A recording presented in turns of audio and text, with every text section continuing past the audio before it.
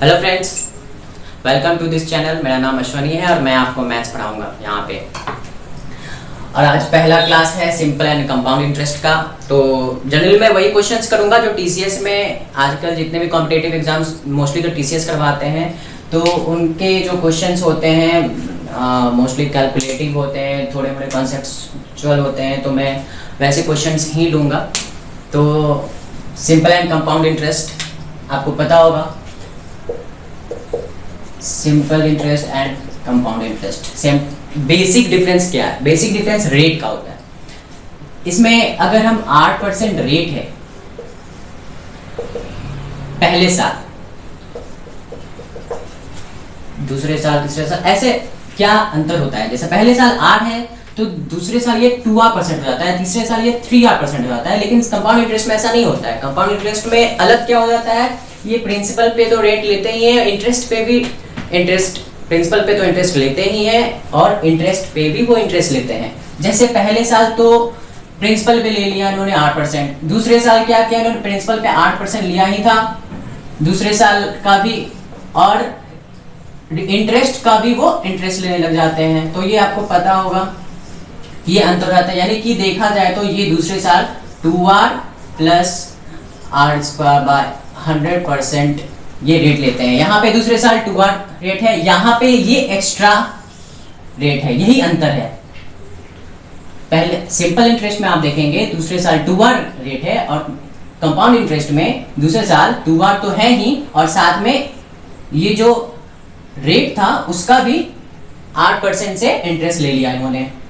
तो बेसिकली यही अंतर है। इसको हम एक एग्जांपल से अच्छे से समझ सकते हैं।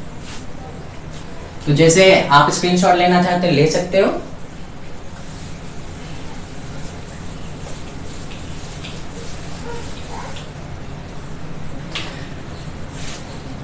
जैसे मान लिया हमारे पास 1000 रुपए प्रिंसिपल है और 10% का रेट माना, ये प्रिंसिपल हमारा 1000 रुपए है।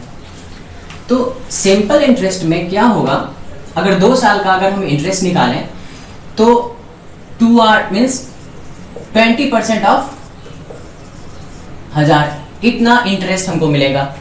लेकिन कंपाउंड इंटरेस्ट में ये चीज क्या हो जाता है, 10 plus 10 plus 10 multiply 10 by 100 means 21% of 1000। ये बहुत बेसिक चीज है, मुझे पता होगा, आप लोग को ये बात पता होगी।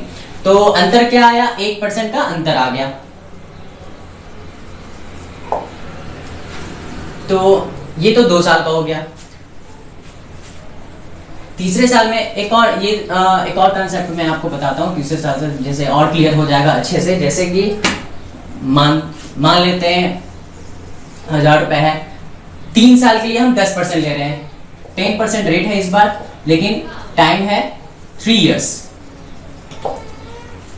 तो पहले साल तो इसका 10% यानी कि 100 रुपए मुझे इंटरेस्ट मिल गया। दूसरे साल क्या होगा, इस पे तो 10% मिलेगा ही, यानी 100 रुपए, और जो हमारा इंटरेस्ट था पहले साल का, इस पे भी 10% ले लेंगे, ये मतलब 10 रुपए। तो दूसरे साल हमें टोटल इंटरेस्ट कितना मिल गया, ये दूसरे साल का टोटल इंटरेस्ट हो गया। और तीसरे साल क्या होगा, इस पे तो 10% फिर से लेंगे, यानी 100 रुपए हो गया। अब इसका 10%, इस इंटरेस्ट का भी 10 रुपया, इसका 10% 10 रुपया, और अभी ये जो इंटरेस्ट था इस पे भी 10% ले लेंगे, यानी कि 1 रुपया। टोटल मिला के आप देखेंगे तो कितना हो गया ये इंटरेस्ट इनके पास, 100 100 100 300 10 20 30 और 1 31।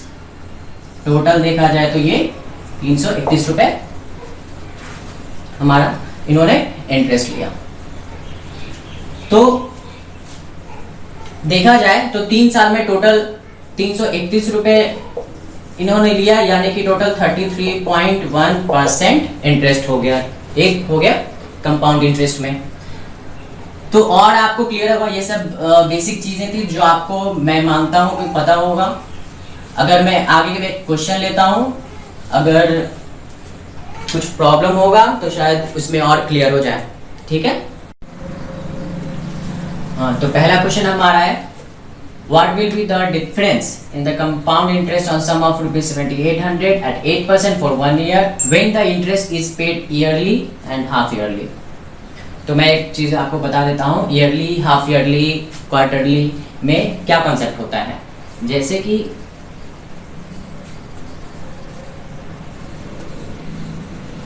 आप देख सकते हैं ईयरली में अगर टाइम आपका 1 साल है, रेट मान लो 12% है, तो आपको 1 साल में आपको टोटल 12% रेट मिलना है, ऐसे देख सकते हो आप। लेकिन हाफ ईयरली में क्या होता है कि आपको रेट जो है आधा हो जाता है, 12 का आधा यानी कि 6% हो जाता है। लेकिन ये आधा 6% जो है आपको साल में 2 बार लगेगा, क्योंकि साल में 2 हाफ ईयर होते हैं, यानी कि यहाँ पे आपको ये 2 बार लगेगा। और क्वार्टरली में यही चीज क्या होता है, 4 से डिवाइड कर देते रेट को, 3% जो है आपको साल में 4 बार लगेगा। ईयरली में आपको बस 1 बार ही रेट देना है 12%, हाफ ईयरली में 6% करके 2 बार देना है रेट, और क्वार्टरली में क्या होता है 3% करके 4 बार रेट देना होता है। बस यही बेसिक अंतर होता है। तो इसको भी हम सक्सेसिव पे ले जा करके ऐसे क्वेश्चन आता है तो मैं इसको बताता हूँ। जैसे कि यहाँ पे हाफ ईयरली और ईयरली का क्वेश्चन है, जैसे देख लीजिए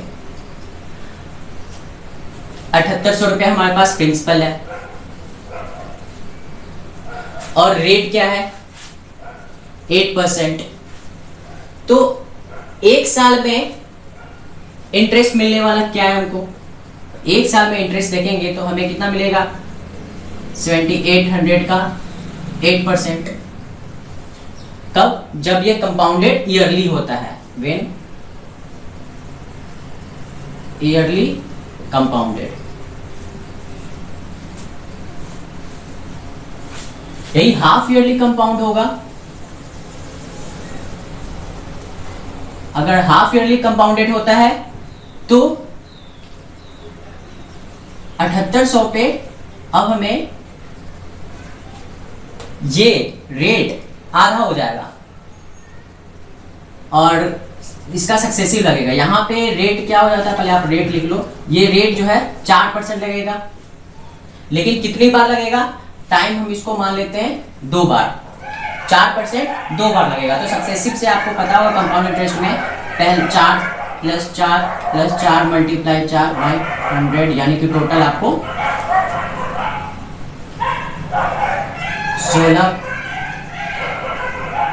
8.16% रेट लगेगा। यहाँ पे हमारा टोटल इंटरेस्ट प्रिंसिपल का 8% था और यहाँ पे इंटरेस्ट मेरा जो है प्रिंसिपल का 8.16% है। तो आप देख सकते हैं कि यहाँ दोनों का डिफरेंस हमें पूछ रहा है, तो दोनों का डिफरेंस निकाल लेंगे। ये मैं आपको बहुत बेसिक से बता रहा हूँ, आपको ऐसे एग्जाम में कैसे अप्रोच करना है मैं वो भी बताऊंगा। पहला एक क्वेश्चन समझाने के लिए कि ईयरली और हाफ ईयरली में कैसे डिफरेंस निकालते हैं हम। तो डिफरेंस देखेंगे तो आपको पता है कि हाफ ईयरली में 2 बार लग रहा है और ईयरली में 1 बार लग रहा है, तो ये ज़्यादा होगा ही। जैसे 7800 का 8.16% में से हम 7800 का 8% माइनस कर देंगे, यानी 7800 का 8.16 माइनस 8%। यहां सॉल्व कर सकते हैं इसको।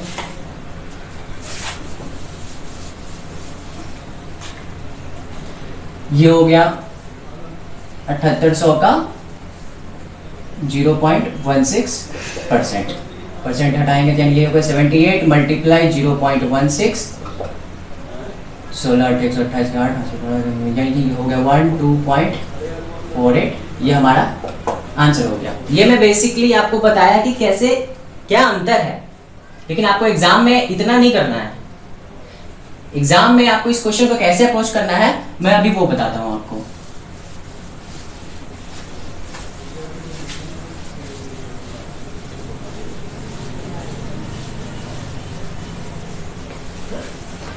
जैसे एक प्रिंसिपल था आपका 78, रेट है आपका 8%, आपको डिफरेंस बताना है किसमें किसमें, इंटरेस्ट में बताना है, यानी कि हाफ ईयरली पे और ईयरली पे।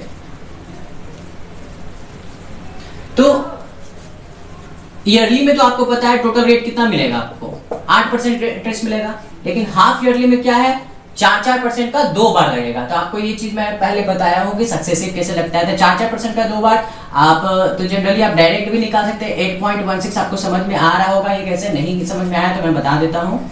4 + 4 + 4 × 4/100 जो कि 8.6% होता है। ये सब अंडरस्टूड चीजें होती है, आजकल बच्चे पता होता है उनको कि ईयरली में अगर 8% है, हाफ ईयरली में ये परसेंट आपका रेट टोटल हो गया 8.16%। तो रेट में यानी कि इंटरेस्ट में आपको कितना डिफरेंस मिल रहा है, आपको हो गया 0.16%।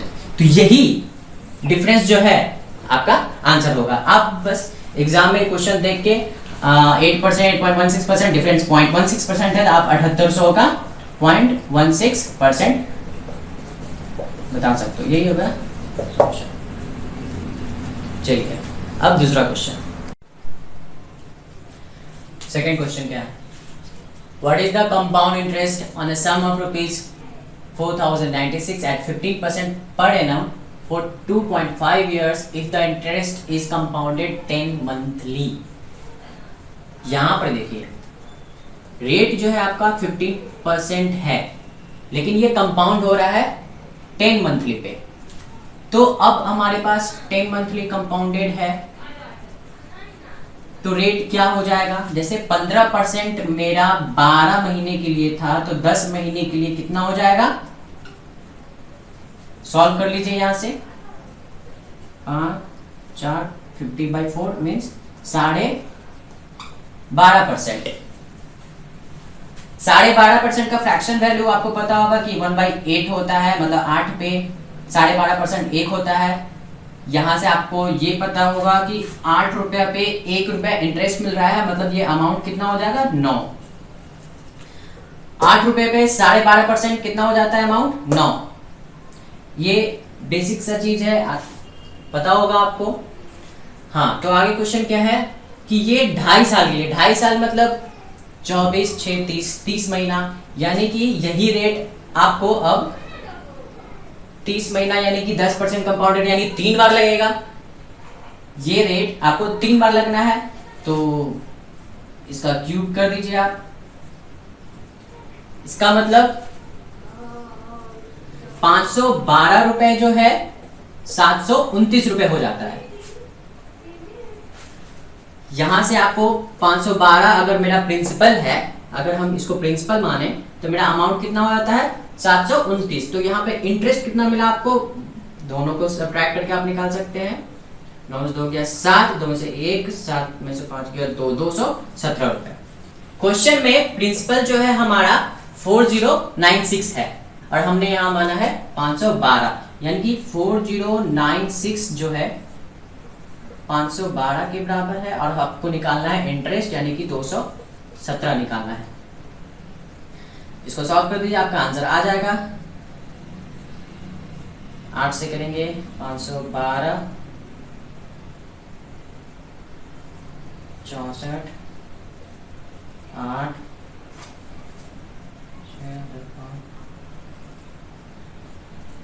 1736 का ये आंसर हो जाएगा। देखिए इसको मैं और क्लियर आपको ऐसे बता सकता हूं, ये चीज आपको अगर समझ में ना आए तो आप ऐसे समझो,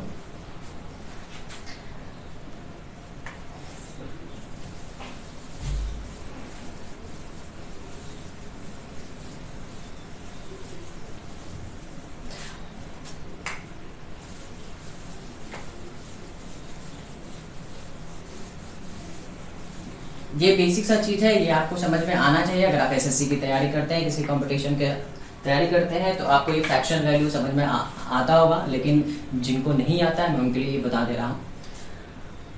अगर रेट मेरा 10% है, इसका मतलब क्या हुआ कि 10/100 मीन्स 1/10, मतलब 10 का 10% एक होता है, यानी 10 रुपये जो है वो आपका 11 रुपया बन गया। ये साल एक, पहले साल के लिए। दूसरे साल के लिए क्या होता है, ये स्क्वायर कर देंगे हम, तो दूसरे साल का निकल जाएगा, यानी कि 100 जो है आपका 121 बन जाएगा, यानी कि टोटल आपको कितना परसेंट मिल जाएगा, 21%। तीसरे साल में क्या करेंगे, हम इसका क्यूब कर देंगे, यानी कि 1000 रुपया जो है आपका 1331 रुपया हो गया। मतलब यहां पे आपका इंटरेस्ट कितना आ गया, 33.1%। सिंपल इंटरेस्ट में हम मल्टीप्लाई कर रहे थे, क्योंकि मल्टीपल वो डायरेक्टली प्रोपोर्शनल होता है। कंपाउंड इंटरेस्ट में यही चीज होता है कि हम उसका जितने साल का कहे उतने का करता है। ये अगर आपको ऐसे नहीं समझ में आ रहा है, बेसिकली आप ऐसे भी देख सकते हैं। ये तो फिर बच्चों वाली बात हो गई, आप ऐसे करके करने लग जाओ। ये जो एन होता है, मैं इसी की बात कर रहा हूँ।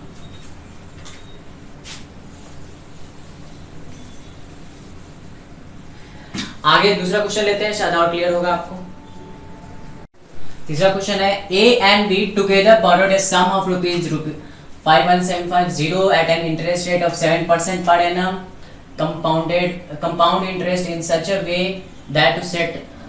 क्वेश्चन में लगता है कुछ, एक बार देख लेते हैं। लैंग्वेज का प्रॉब्लम है, कुछ नहीं, क्वेश्चन सही है। annum compounded in such a way that to settle the loan, सही है। A paid as much amount after 3 years as paid by B after 4 years। मतलब A और B ने मिलके एक अमाउंट लिया है, और A का जो 3 साल पे जो अमाउंट होता है और B का जो 4 साल पे अमाउंट होता है, वो दोनों बराबर है। बस ये समझना है क्वेश्चन में, और कुछ नहीं है। अमाउंट आप कैसे निकालते हो, अगर 7% है, 7% का मतलब 7/100, मतलब 100 पे 7 रुपए उसको इंटरेस्ट मिल रहा है। मतलब ये अमाउंट कितना हो गया, 100 पे 107 रुपया। ये हमारा अगर प्रिंसिपल हो गया तो ये मेरा अमाउंट हो गया। तो वैसे ही ए के लिए 3 साल का लेंगे तो आपको पता होगा कि क्यों कर देते हैं, 4 साल का लेते थे, 4 बार कर देते हैं। तो ए के लिए जो अमाउंट है वो ऐसे निकाल सकते हैं हम, और बी का जो अमाउंट है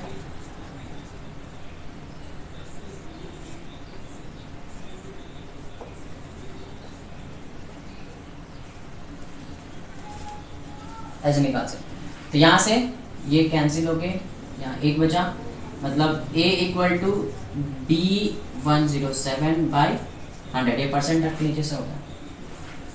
it means 100A equal to 107B। यहाँ से A और B का रेशियो क्या आया, 107:100। अब क्वेश्चन में देखिए, ये 107 और 100, यानी कि यहां आ सकते हैं। रेशियो में हमारा A प्लस B जो है 207 के बराबर है, जो कि क्वेश्चन में 51750 के बराबर है। तो हमको निकालना है A ने कितना लिया, A का यानी कि 107 रेशियो वैल्यू निकालना है। 207 का वैल्यू 51750 है, तो 1 की वैल्यू 51750/207 और 107 की वैल्यू 51750/207 इसको सॉल्व करेंगे तो आंसर आ जाएगा। और मैं बताता हूं इसको सॉल्व कैसे करते हैं। एग्जाम में कैसे सोचते हैं इस चीज को। यहाँ 200 देखा, यहाँ 5 देखा, आपको पता है कि 2 टाइम्स लगेगा ये। यहाँ 5 भी आपको दिख रहा है, तो आप ये गेस कर सकते हो 20 है, 50 से ज्यादा है, तब 25 बार में लगा के देखो, आपका ये आ जाएगा। कुछ नहीं था इस क्वेश्चन में, बस आपका अमाउंट पता करना था कि 100 से 7% मतलब 107 हो जाता है। जैसे आप ये भी पता होगा आपको, और n होता है यानी कि a मल्टीप्लाई 1 + 7/100 का power 3 equal to b multiply 1 plus 7/100 का पावर 4। यही चीज था, इसको मैंने ऐसे उठा के डायरेक्ट यहाँ लेके आया। तो एग्जाम में इतना सोचने की जरूरत नहीं है। आपने देखा 7% है, मतलब 100 से 107 हो रहा है। ए का 107%, अगर 7% इंटरेस्ट है हमारा, ऐसे समझो,